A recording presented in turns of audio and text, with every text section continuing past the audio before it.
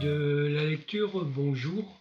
Eh bien, comment commencer? Je vous avais dit que la dernière fois, je ferai une vidéo par semaine. Et il se trouve que depuis maintenant 3 semaines, je n'ai pas tourné et mis en ligne de vidéo, et cela pour une raison pour plusieurs mêmes raisons que je vais rapidement vous présenter maintenant. Et je vais également vous parler un petit peu de quelques lectures que j'ai eues ces derniers temps. Mais d'abord commençons par ce qu'on appelle la loi des séries que nous connaissons tous, hein. Alors pour moi, cette loi des séries s'est incarnée il y a 3 semaines dans d'abord un problème de connexion au réseau Internet. Et donc je suis connecté au réseau Internet par Wi-Fi. Et donc il y a 3 semaines, j'ai commencé à avoir donc à répétition des micro-coupures qui se sont de plus en plus marquées et qui ont duré de plus en plus longtemps. Au bout d'un certain temps, eh bien, j'ai été obligé d'arrêter mon ordinateur qui ne se connectait plus à Internet, et donc de tout relancer. Et puis pire que ça, eh bien, lorsque je voulais redémarrer mon ordinateur pour me reconnecter à Internet, eh bien, il se trouve que mon ordinateur refusait de s'arrêter et donc tournait à vide, et j'étais obligé de forcer l'arrêt, ce qui n'est pas du tout bon pour le matériel informatique. Alors, donc ces problèmes s'amplifiant de jour en jour, il y a 3 semaines, j'ai décidé de ne rien mettre, rien exporter sur Internet, ayant peur que ça ne marche pas, que ça se coupe pendant le transfert. Enfin bref, j'ai décidé de ne plus rien mettre sur Internet tant que je n'aurais pas trouvé la cause de ce problème. Il se trouve donc que j'ai commencé à mon enquête. Et alors, oui, pour vous expliquer, en fait, chez nous, il y a 4 ordinateurs, dont 2 à usage professionnel, parce que mon épouse et moi, nous travaillons à la maison sur ordinateur. Et donc nous avons chacun un ordinateur destiné à notre travail. Ces ordinateurs fonctionnaient parfaitement. La cause n'était pas une cause liée au réseau. Et donc je me suis dit, ça vient peut-être de mon propre ordinateur. Donc c'est un 3e ordinateur qui est uniquement utilisé pour tout ce qui est montage. En fait, c'est mon ordinateur personnel, là où je mets tous mes rushs, où je fais mes montages, où je vais chercher tous les fichiers dont j'ai besoin, etc. Et donc c'est cet ordinateur qui commençait qui ne se connectait plus à Internet. Au bout, donc j'ai mené une petite enquête, et au bout de 2-3 jours, j'ai compris en fait que ça ne venait pas non plus de l'ordinateur. En effet, qu'est-ce que j'ai fait? Comme je vous l'ai dit, hein, j'ai une petite antenne pour capter le Wi-Fi. J'ai enlevé cette antenne, et en enlevant cette antenne, mon ordinateur fonctionnait tout à fait normalement.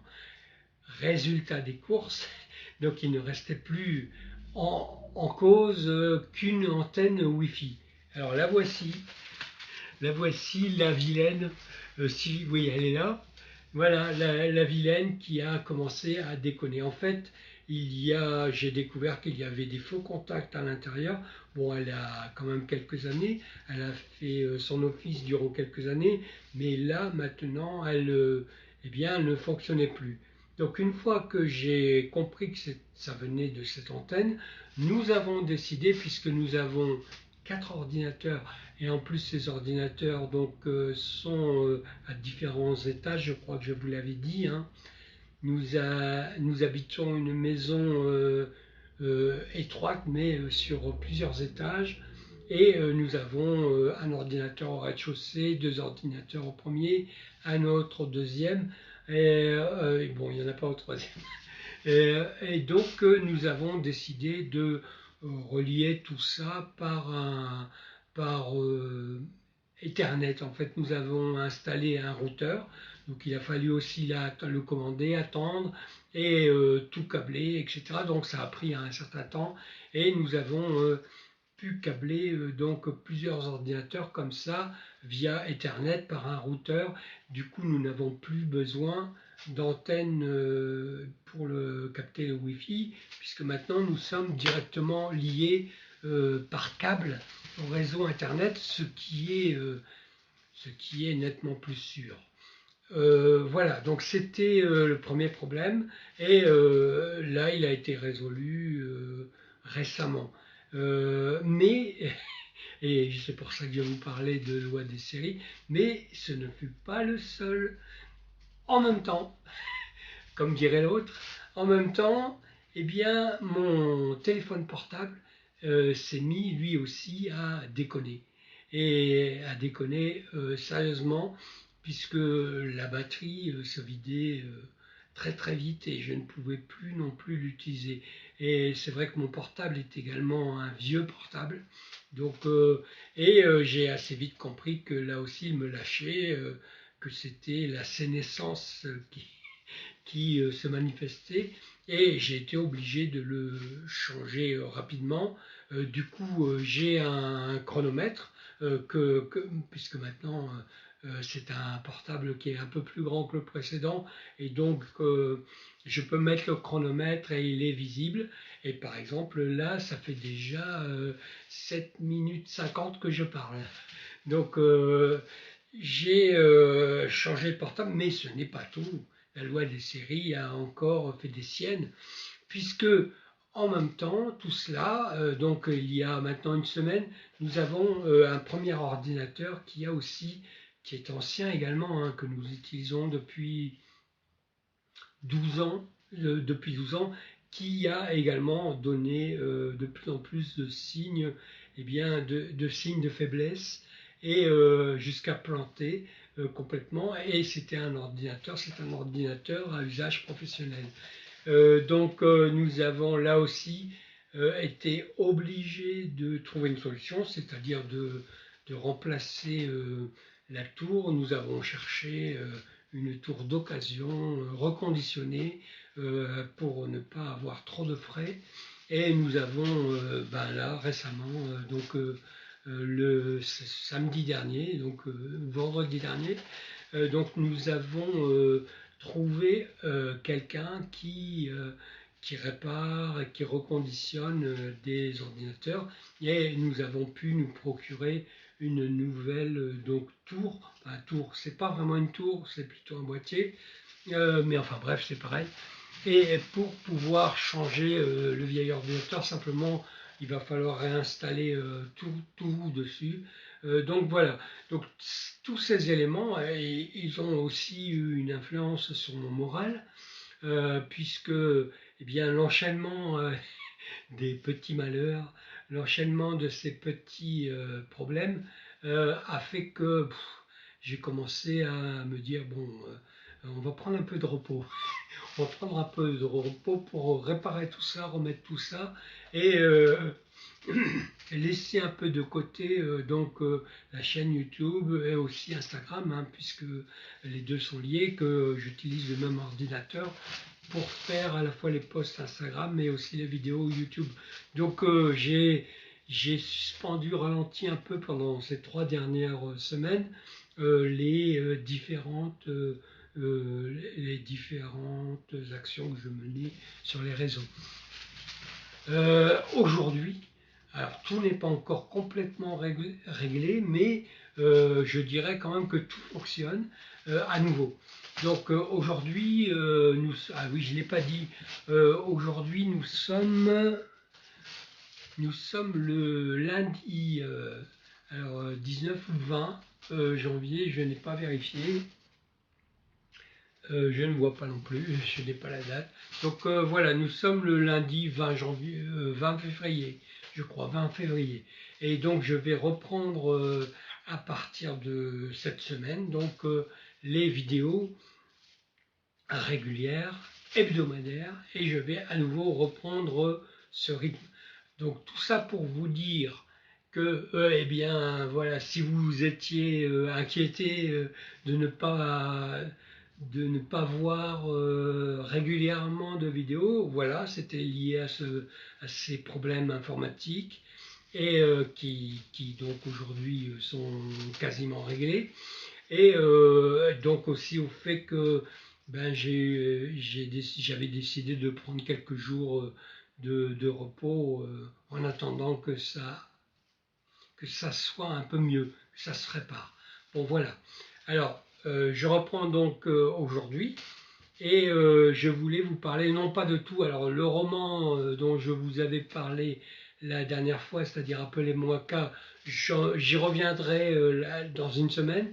Mais aujourd'hui, comme le temps passe vite et qu'on est déjà à 12 minutes, je vais me contenter de vous présenter deux lectures que j'ai faites ces dernières semaines pendant ces semaines où il y a eu des problèmes.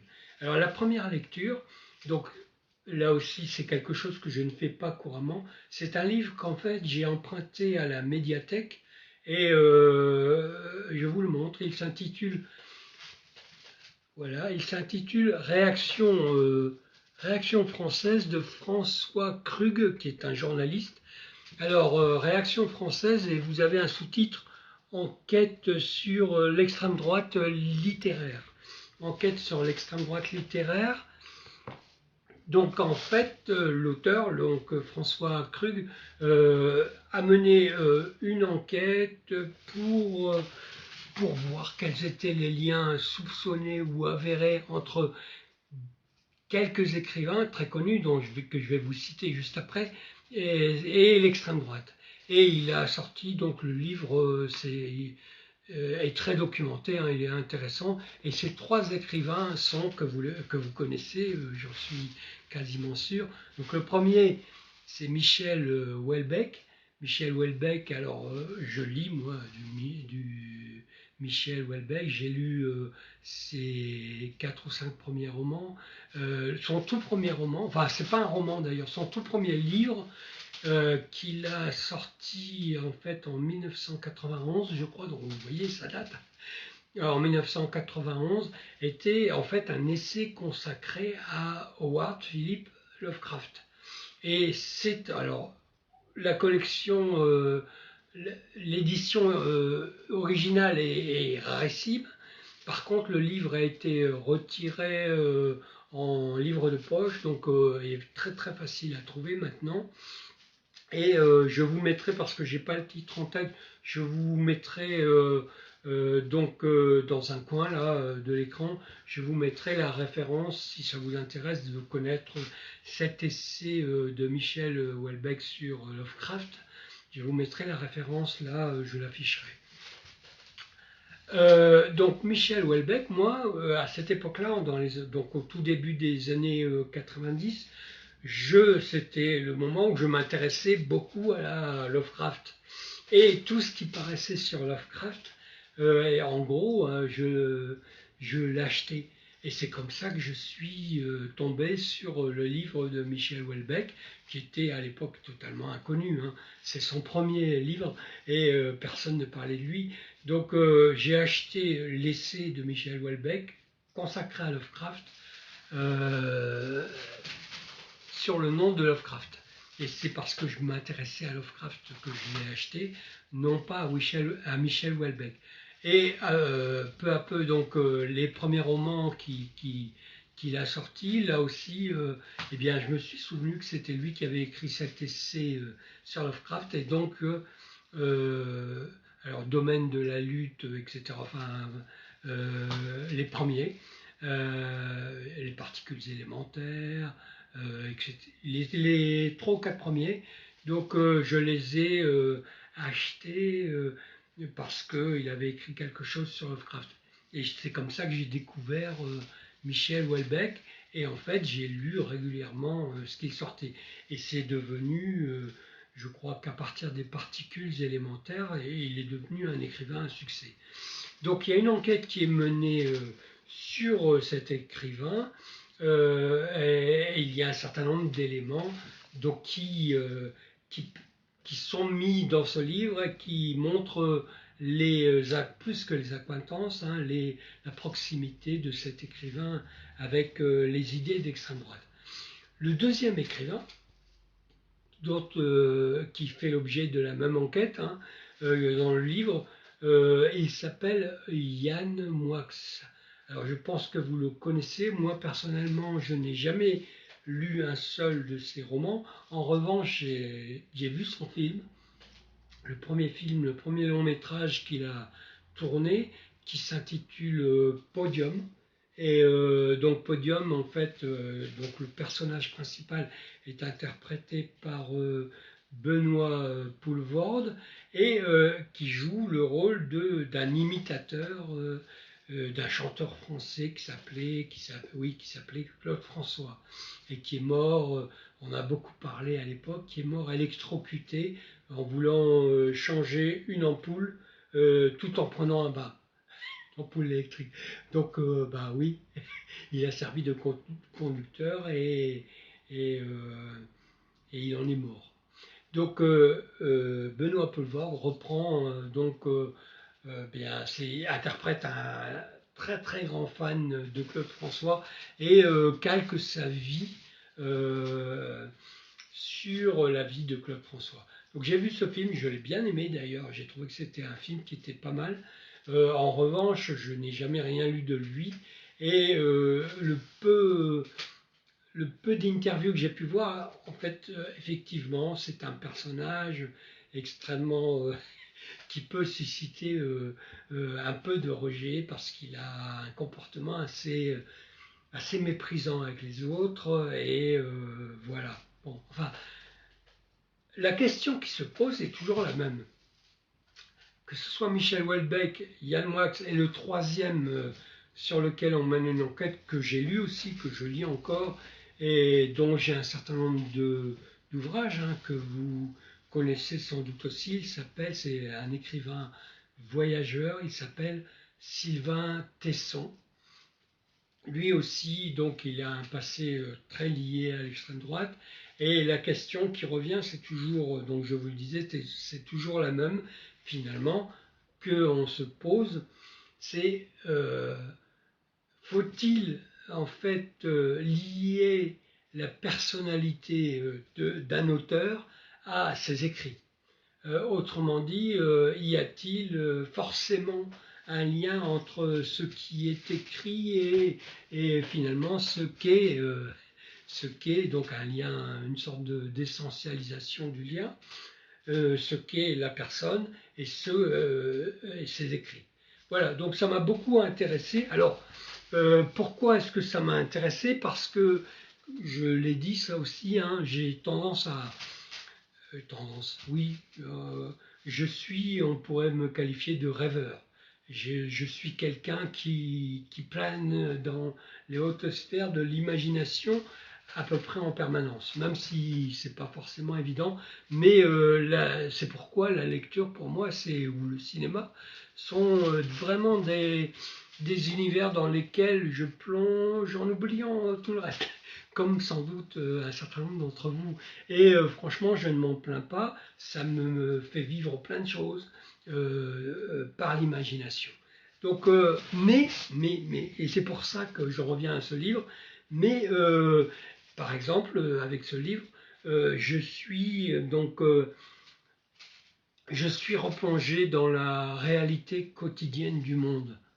Et de connaître un peu le passé de ces écrivains me ramène à la réalité et me ramène donc à ouais, à des éléments que finalement j'ai pas forcément envie de voir ou de regarder en face, ce qui ne devrait pas.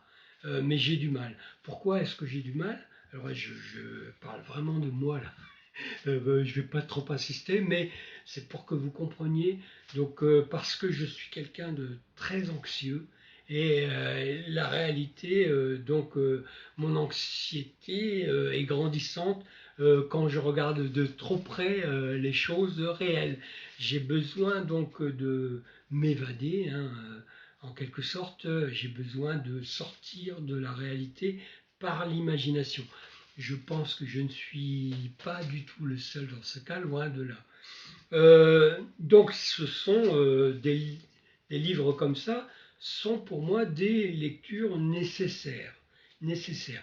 Alors j'en lis un certain nombre, hein, il n'y a pas que ça, hein, mais je m'efforce régulièrement de revenir soit à travers l'histoire, soit à travers des faits réels, soit à travers donc des biographies, soit à travers des enquêtes, de revenir à la réalité pour ne pas être complètement déconnecté du monde réel. Donc voilà. Et dernière chose, après j'arrête pour ce livre, hein, parce que du coup ça fait déjà 22 minutes. Du coup, ayant un chronomètre sous les yeux visible, je sais où j'en suis, donc 22 minutes.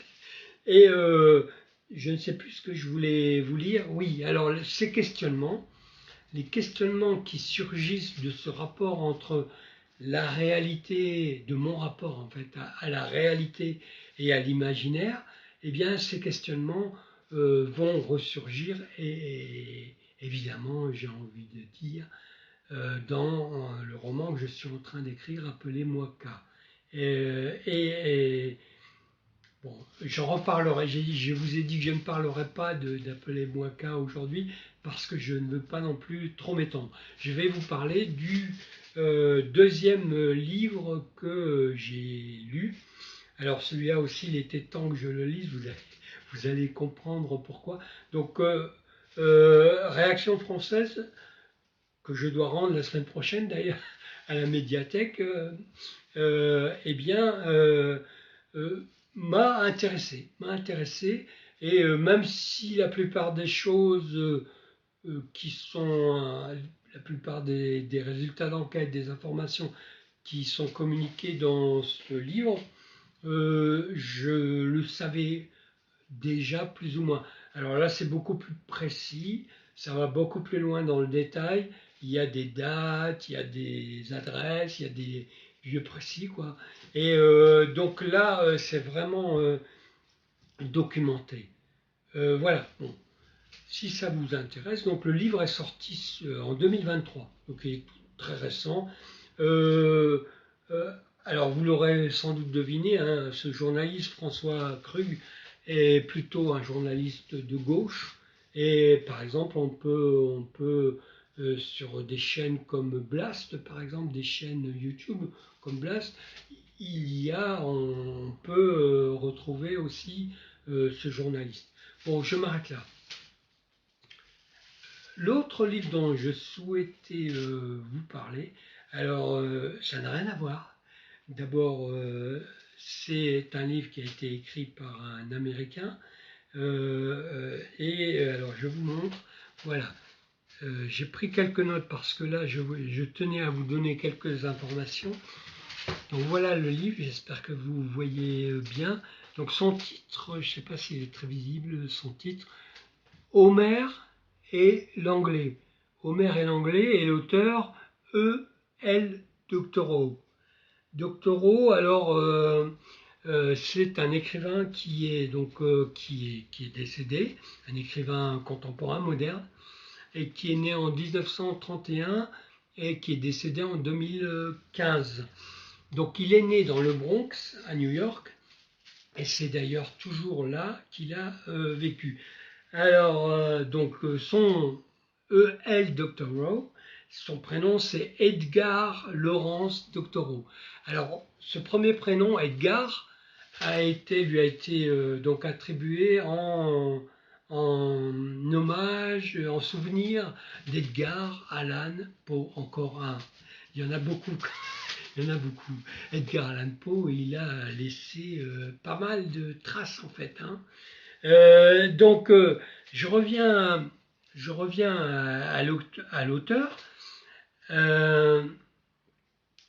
C'est un auteur qui est connu. C'est l'auteur d'un roman qui s'appelait Ragtime. Et ce roman, Ragtime, bon, c'est pas le seul, mais c'est sans doute le plus connu, a été adapté au cinéma par Milos Forman en 1975. Alors, peut-être que vous avez entendu parler de ce film, Ragtime, donc, qui est l'adaptation du roman de L. Dr. Who. Alors, deuxième élément important, c'est que c'est un roman qui s'inspire d'une histoire vraie. L'histoire donc vraie des frères Collier, Homer et l'anglais Collier. Alors, ces deux frères, donc, après la mort de leurs parents, donc, c'était en 1918, ils sont morts de la grippe espagnole, je crois. Donc, en 1918, donc ces deux frères se sont retrouvés tout seuls, tous les deux, dans l'immeuble, en fait, parce que c'était des gens assez riches, dans l'immeuble qui se trouvait donc dans le Bronx de leurs parents et vont rester à demeure toute leur vie là. Et on va retrouver donc en 1947, c'est l'histoire hein, vraie, on va retrouver en 1947 les cadavres de ces deux frères morts dans leur maison et en fait on va découvrir que leur maison, et bien dans leur maison il y a ont été accumulés pendant des années et des années des objets divers, des livres, etc. Alors en fait, cette accumulation compulsive, hein, cette accumulation d'objets, de livres, cette accumulation qui ne s'arrête jamais, donc on les a retrouvés perdus dans un amas de divers objets. Donc cette accumulation d'objets, en fait, c'est un syndrome qui est connu, un syndrome pathologique d'un trouble psychique et qui s'appelle, alors je l'ai noté parce que j'avais peur de l'oublier, donc les psychiatres qui connaissent le syndrome d'accumulation compulsive sous le nom de silogomanie.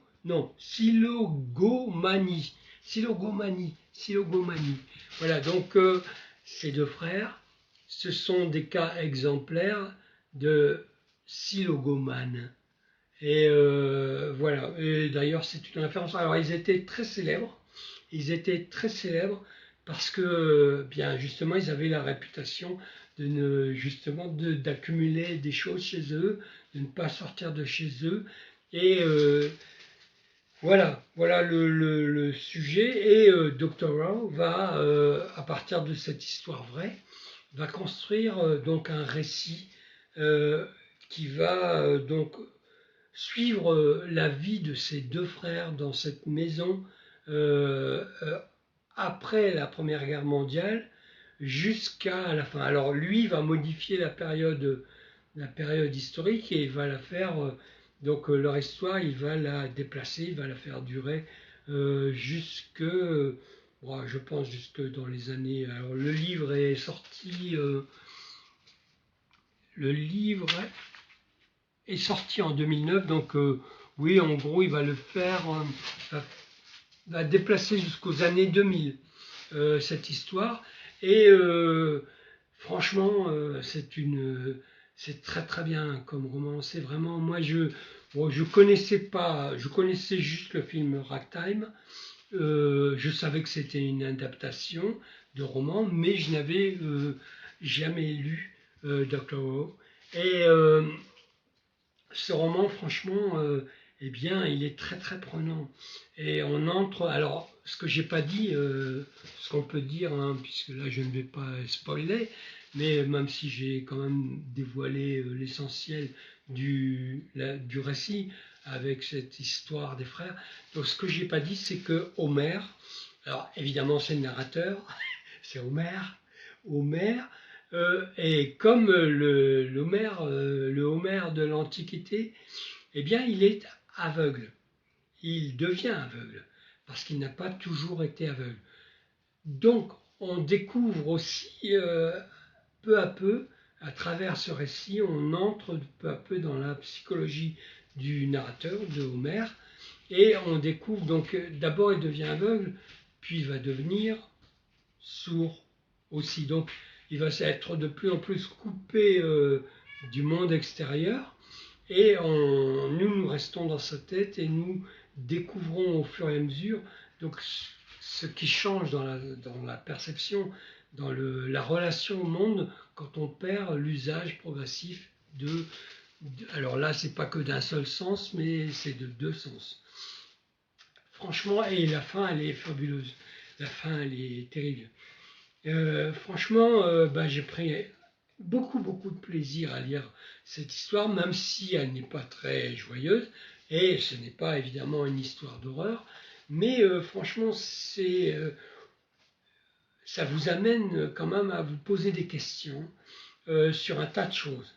Voilà, donc je vous le conseille, je ne vais pas trop insister. Là, je vous avais dit entre 20 minutes et 30 minutes, je vois que nous arrivons à 32 minutes. Je vais donc m'arrêter là pour aujourd'hui. Et à partir donc de cette semaine, alors ce sera peut-être dimanche, je vais essayer pour dimanche. Je reprends mon rythme en espérant cette fois qu'il n'y ait plus de problème, de problèmes informatiques. Donc je vais reprendre le rythme des sessions hebdomadaires. Et voilà. Écoutez, je vous dis à bientôt et j'espère que tout se passera bien. Et puis, en tout cas, voilà.